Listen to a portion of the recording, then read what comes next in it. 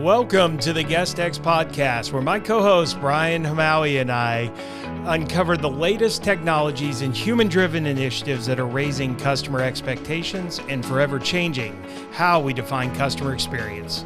If you are passionate about creating incredible content and unique experiences, join us as we talk to leading product and experience experts across the globe and learn how today's most successful brands are setting themselves apart from the competition.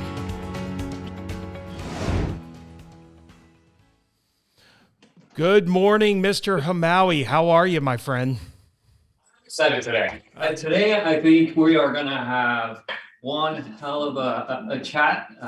Really excited about our guest. So I'm good. Today's a good day. You should be excited. I think you set up this guest maybe like 4 months ago. You've been talking about this guest for rightfully so. But yes. Well, before we jump in, special thanks to Sojo, who came on as one of our newest partners, really doing some incredible things in guest amenities, particularly in vacation rentals, but want to give them a little shout out. We are definitely, though, starting off 2022 with some, I would call power guests, right? I mean, a couple of weeks ago we did, the founder of Orbitz, and today, probably none bigger than Djuan Rivers, who is our guest today. I'm excited, Brian. Yeah, I am too. So Djuan, I know him personally from the gym. This guy is as passionate about working out and outdoor activities as he is about the hospitality industry in general. Djuan's been in the industry for over 30 years. He's a veteran with Walt Disney Company. He's been the vice president of Disney's Animal Kingdom.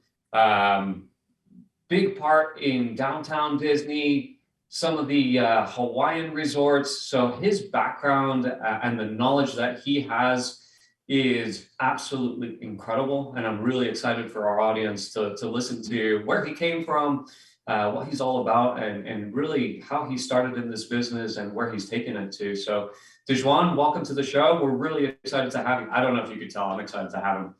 Hey, Brian, thanks. I really appreciate the opportunity to come to you all from Paris, even. I mean, it's not just like we're across the street from each other either. Yeah, no, I know it. Today's technology. It's incredible that we can do this across the world. It really is. So Djuan, before we get into the topic of guest experience, I think, and I was talking about this with Matt, we were saying, how do we start this podcast? But for me, it was pretty humbling to listen to where you came from, your beginnings, and then how you got into the travel space. Like, what inspired you to get into travel? Let our audience know, where you come from. What was that base? Sure. It's probably a very unorthodox approach relative to most people who are listening to this. I attended Emory University in Atlanta, in economics, and I thought I was going to be a doctor. Needless to say, I had a chance to work at that was not the task for me, but I needed a job, and I worked at the Marriott Marquis downtown Atlanta. And in that job, I had a chance to meet a lot of people. I checked in a couple of Disney executives and told them, hey, I worked at Disney in high school. What's the opportunity of getting back there? And someone opened the door, and that's really was my entree back into Disney. I started off on the resort side, bell services, guest services, the whole 9 yards in the front office area, and sort of matriculated through the growth of Walt Disney World. I ultimately ended up as a general manager of Wilderness Lodge Resorts. And that was the start of sort of the executive component of my career. Like all jobs, when you start off with exactly what you thought was going to be the pinnacle of your job, things change. And Disney went and launched the Disney Cruise Line. And they needed someone to do it because very few people want to give up their life on land and go live on a ship. So I had the opportunity of being the hotel director on board the Disney Magic and the Disney Wonder for a few years. Came back and took over Disney's new sort of value product. The All-Star had just reached 5,800 rooms, and I became the general manager of that. did that for a few years and then went into sales and marketing and ran our call centers. So I did call center work for about 2 or 3 years, and then moved over to what was formerly known as Downtown Disney, which is now Disney Springs. Spent a few years over there, became vice president. And that's when Disney was really getting into international business. And I had a hankering for that. So I raised my hand to everyone I possibly could and told them I was interested. And the gentleman that was in charge of international business development called me up one day and said, "Hey, are you ready to jump ship and come over to business development?" And I said, "Hey, you open the door, I'm there." So I don't know, 5 weeks after that call, I was on a plane to Australia working on a deal, one of the international deals that were actually never came to fruition. But it happened that quick where we got a chance to go and start doing work around the world for Disney, trying to find new opportunities to spread our footprints. And that's when we were looking at strange places like Shanghai Disneyland. I mean, is there a possibility of doing that? So there was another group that was working on that project. And then that lasted for about a year or so. And then we were really trying to figure out, can we create a destination resort? And the opportunity to work on the Aulani Resort in Hawaii passed in front of me. So I was customer number one. I was on the island for 2.5 years by myself, developing, working on that project with the governmental folks from government affairs, the financial institutions that you have to use to build these projects, the construction team. And then it was me and our WDI person and our construction team, all of which commuted in, but I was the actual resident there, and really spent 5.5 years in Hawaii, 5 years in Hawaii. And once that property opened, I knew I was going to be without a job. So the day before Christmas, 2011, my boss came to me and said, "What's your favorite city in the world?" And I said, "Paris, of course." And he just shook his head. Okay. And then 2 days later, he came back to me and said, this is what, December 28th or something like that. He's like, well, you have a flight booked for you on January 8th. You're going to Paris. So it happened that what I did tell you about was the job in business development happened even faster. I mean, Disney moves you with very little notice, at least for me in my career. So I flew to Paris, met my team, and commuted back and forth from Hawaii to Paris for a while, and then ultimately ended up in Paris for almost 3 years. Moved back to Orlando, where I had a chance to really do a job I've always wanted to do. From day one, I've always wanted to run one of our theme parks, and Animal Kingdom was available, and not just available, but at the best time ever. We was the largest infusion of funds into Animal Kingdom since its opening. We had a chance to totally reinvent the guest experience. As you know, it had a reputation of being just sort of a half-day park, and it was really about let's build this to a full day experience, including night experiences, additional iconic attractions like Avatar, and then. On May the 4th be with you. I walked out of the door. So I made my announcement actually a year ago yesterday, on January 6th, a year ago. I made the announcement that I was going to retire, and I stayed on for a few months later and left on May 4th and relocated back to Paris. So that's in a nutshell. That day, yeah. Because I had just seen you and you said, "This is going to happen. I am going to retire and I'm going away." And I was like, this guy's nuts. And what do you mean you're going to retire? It's an incredible background and a great history with a company. You didn't really start there, right? Travel for you started at a very young age. Oh, yes, of course. Travel for me started, I can tell you the exact date, believe it or not, which is strange. I think it was like October the 3rd, 1988. I was a baby.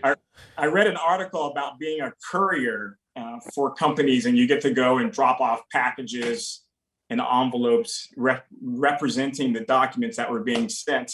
And you get to fly around the world, and all you had to do is drop off a piece of paper. And I was all over that. And that was really the start of my adventurous career. I think everyone at work in my family thought I worked for the CIA or something, because I would get a call on Wednesday, and Friday I would end up in Guatemala or somewhere down in Chile or Turkey or Indonesia. It was which is transpired into you doing some, guys, if you have a chance, look up Djuan's profile, because not only is he an executive, but he's an athlete. Like, I don't know how you find time and balance time between work, etc., but climbing, some of the tallest mountains in the world, and doing some extreme things that all of us would hope to do, maybe, I don't know, some crazy people like us would hope to do one day. But I think the last one that I saw you do was flying upside down on a trick plane. So yes, look it up, because not only is his history in hospitality crazy, but his athletic side of it is too. Yeah, it's life goals. That's what we talked about yesterday. It was life goals, and then I actually, after we got done talking yesterday, I told my team here, I said #winning. Like, that is just like some of the things Djuan's getting to do. But Djuan, going back to your career in hospitality, one of the things that's interesting for me that jumped out, obviously really successful, but successful in a number of different verticals, right? I mean, you go, hotels to amusement parks, operationally, I'm sure some things are similar, but a lot, there's a big difference, between those, but yet in all of them, kind of that client experience is paramount. And I think we chatted just briefly yesterday, but I think it would be helpful, because as you went into all these positions, some of them brand new resorts, but some of them, like you mentioned, Animal Kingdom is one of my daughter's favorite resorts. Like, she loves to go there, but it wasn't always that way. So some you were coming in midstream, they needed to be, I'm not going to use the word fixed, but you were pivoting. So how does someone, regardless of the vertical, how would you step back and go, okay, here's where we need to take that client experience. Here's the improvements we need to make. I mean, where does that start?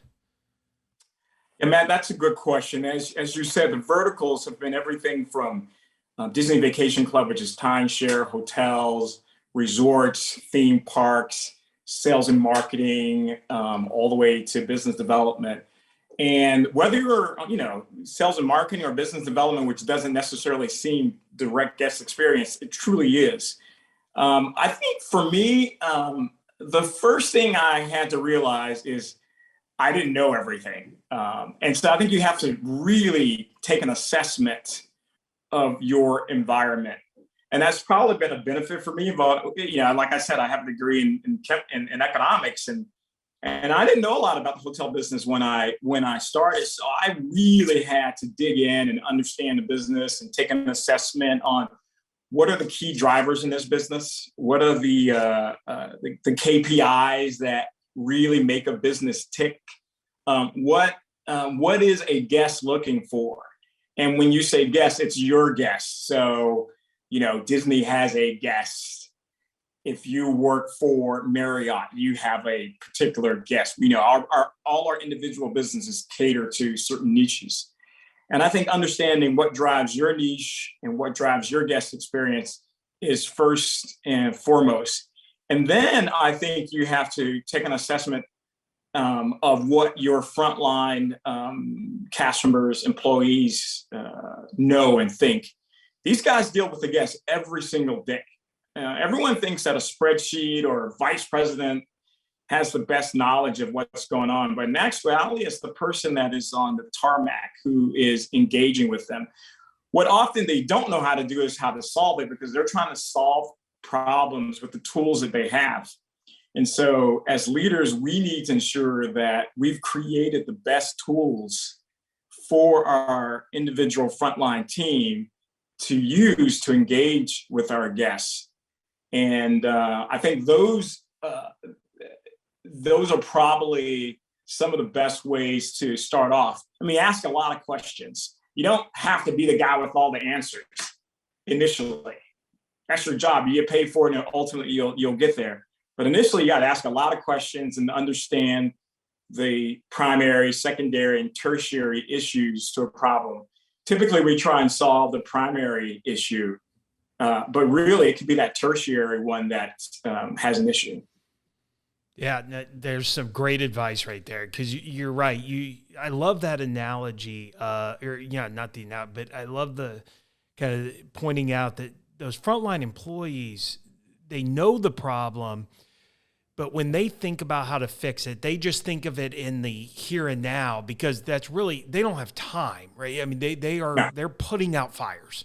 So if you don't step back and give them the ability to fight those fires, it also, I think, leads to employees getting frustrated, because employees know, Sure. Good ones, they want to provide a good guest or client experience. And if they can't, because their hands are tied, then they become frustrated and kind of jaded, right? But it's the ones who, the answer is always, what do you need? Or the question, right. What do you need? What can I get you? What do you need? Like, those are the employees. I think they feel even more empowered, and they just keep driving that guest experience further. I think there's two elements in there. One of them is leadership. I think you have to have very, very strong leadership that knows what they want out of their team members. I think the other thing, and it's very unique, coming from a company like Disney, the culture that you build behind it. If you inspire people, and I think inspire maybe not the right word, but people like to follow people that inspire them.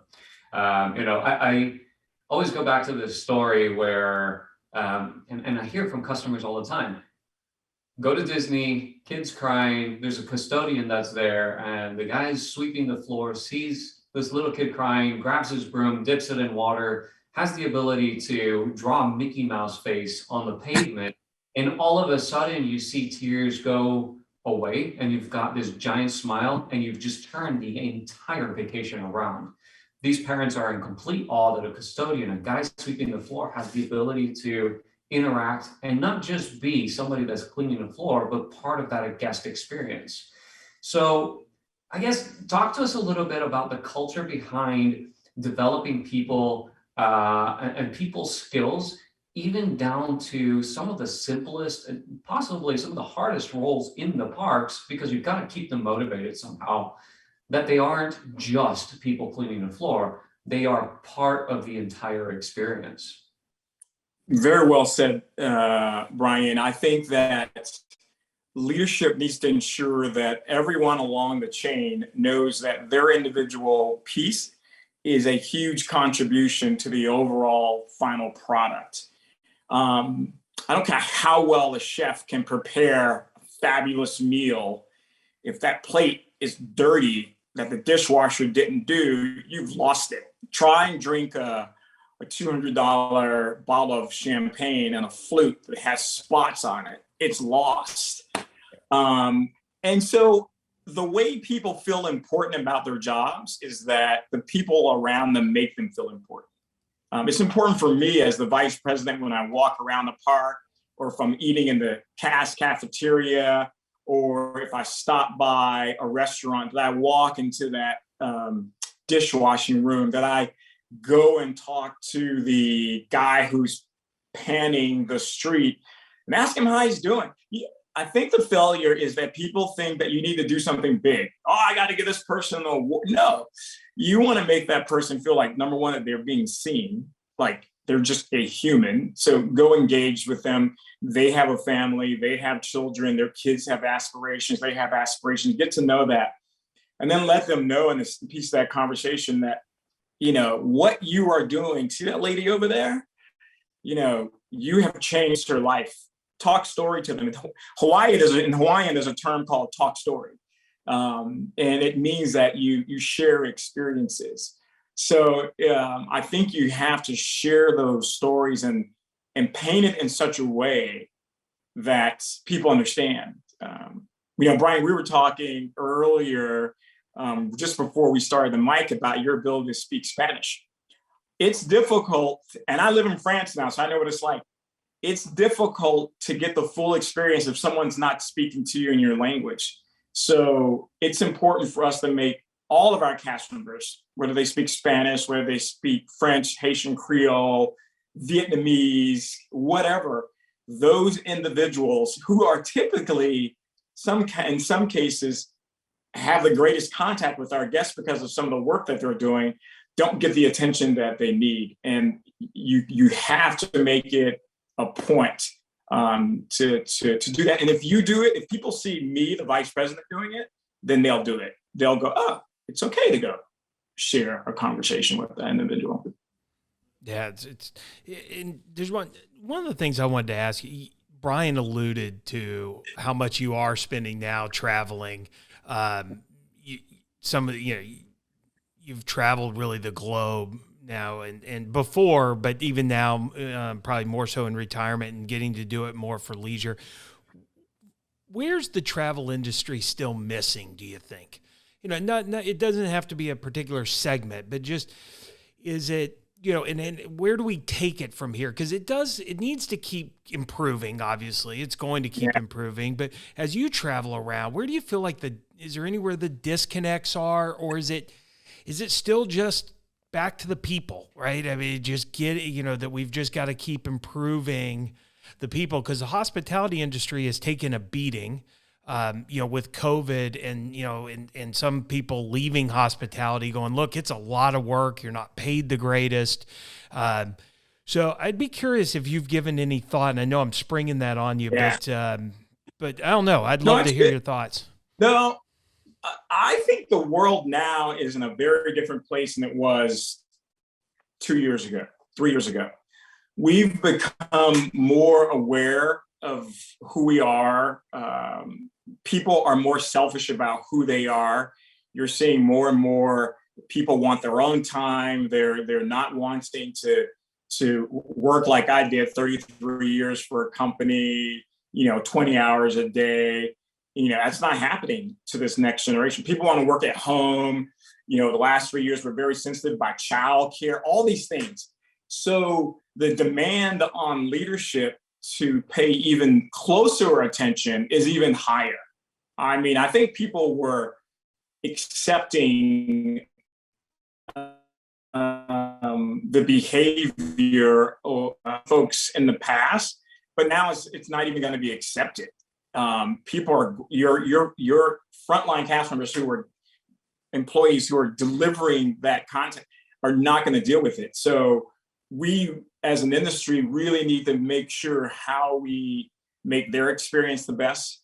That frontline leadership, and that first level of leadership tends to get left out the most.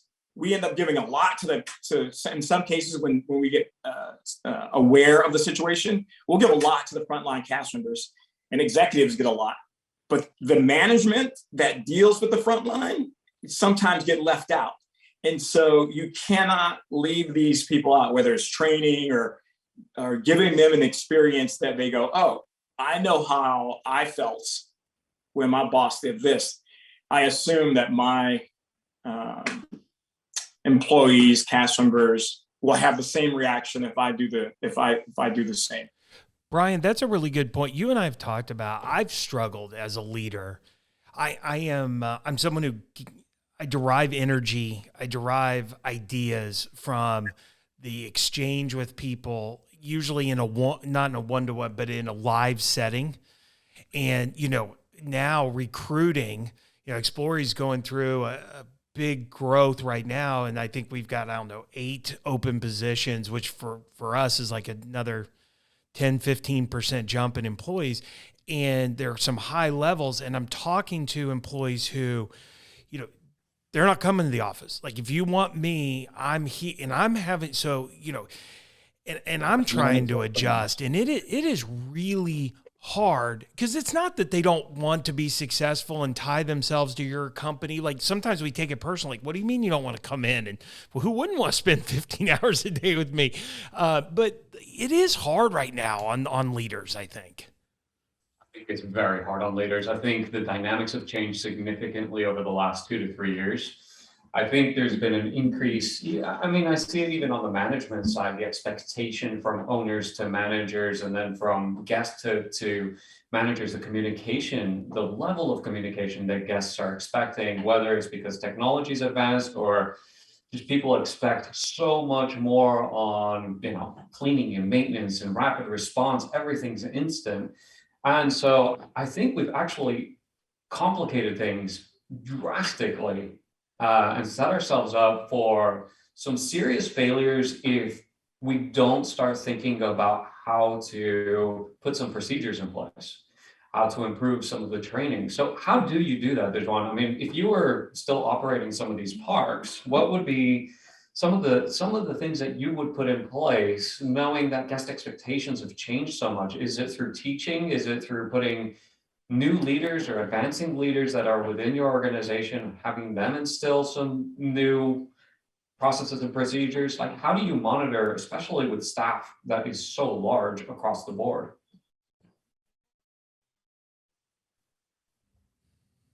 Yeah, especially in the service industry in Florida, we have these massive teams, right? I mean, people are in charge of, a frontline leader could be in charge of 30, 40 people. My business had 8,000 people, my boss had all 4 parks, and you can imagine, do the math on the multiplier of that. A lot of people that you have to deal with.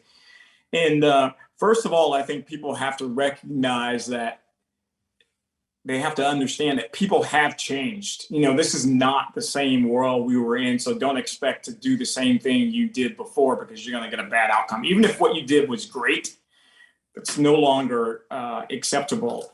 And I think working with your HR departments and your training and development teams to understand where the gap is, like what can you teach a person online? What can you teach a person in person in a classroom? And what can you teach a person on the job training? And each of those need to be implemented. We all know that the cost of training is enormous. You do the math and say, okay, I'm going to spend 3 hours of training on this individual, and you have 1,000 people working for you. That's 3,000 hours at an average cost of, $25 or even higher, depending on your EB cost. It's a lot of money, and a lot of folks. So you have to be really clear about what you want to train, and the methods by which you get the biggest bang for your buck. And each one of those things, I think, have a purpose. We have to do so many regulatory stuff that's mind blowing. I mean, that's in itself can siphon all your money before you can even get to the guest experience piece. So you have to figure out, how do you do that and make sure that that's under compliant. But I do think you have to capitalize on all those tools, understand which of those tools work best with each audience, and start working with. Don't skip a layer. In other words, I think sometimes we believe we can skip that frontline or second line leadership, which is crucial. A lesson in leadership today, Brian. No, it really, I mean, this is, and what I've heard mostly from Djuan is back to basics. Like, get down there with the people, understand where they are today. And, we used to talk in the restaurant industry, quit trying to swim upstream. And to Djuan's point, like, I don't know where this ends or where we end up, kind of back settling, but it won't be where it was before. Will it be all the time remote employees? I don't know, but it won't be everybody back in a central office, all in this one tower. So instead of trying to fight that as leadership, is get in there and go, okay, how can we use some of that to our advantage? And in the places where it is counter to where we need to go, what tools are out there, and how do we get there, instead of just trying to muscle it maybe back to where you want it to be. And sometimes as a leader, that's just because, to your point, Djuan, I had success maybe in the past as a leader when the facts were X, and I'm trying to make the facts X again so that I can control that variable, right? I mean, it's not that leaders are, I don't think, good leaders don't set out and go, I don't care, right? They're just trying to maximize the odds of success, and they can only think about or put it against the background of experiences that they have, and nobody has these experiences. So you can't, it's understandable. Yeah, and I think using technology to help augment the guest experience as well as the employee. As you were talking, I was trying to recant a place I was just at. I cannot remember, but I had a conversation with someone, and because of my history, I had a really hard time understanding what this person was proposing. And then all of a sudden, the light went out. They're trying to propose that their frontline cast members who were checking in people only worked 2 or 3 days a week in person, but they would get a full week's pay. And I was like, well, how can you afford that? And they have these virtual workstations where people can still work, but they can work at home and they can check in a guest in a remote location. So imagine being able to be a front desk clerk or a guest relations person or whatever, being able to talk to a guest from your home with a visual screen, but they're still putting in the same amount of time as the person who actually physically drives to work and or directly in front of our guests. And there are guests that will naturally gravitate to these types of technology, and guests who may need a little extra care that you obviously would have someone on hand. But I do think we have to figure out technology is not solely for the purpose of solving the guest experience anymore. It's really solving the experience for the people that you as well. It's now. I mean, before they're very much in their silos, and it's like this, if you ask me. Yeah, no, I think you're right. And by solving, again, their issues, you are going to improve your guest experience because they're going to be happier employees. They're going to be more vested in the company. So it's great advice. Djuan, thank you so much. Like the time spent today and all the way from Paris, we can't thank you enough. Congrats again on an incredible career. And I am glad to see you're out really enjoying, all that hard work you put in over 20 years at Disney and traveling the globe. I'm going to live vicariously through you.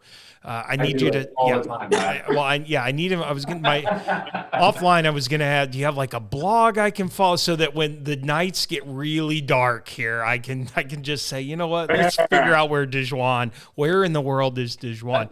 But thank you so much. Just go on my Instagram. You'll all righty. It's critical. I love it. Okay. Well, thank you so much. We really appreciate it. Take care. Have a good evening. Yes. Morning for you. Morning for us. Thank you.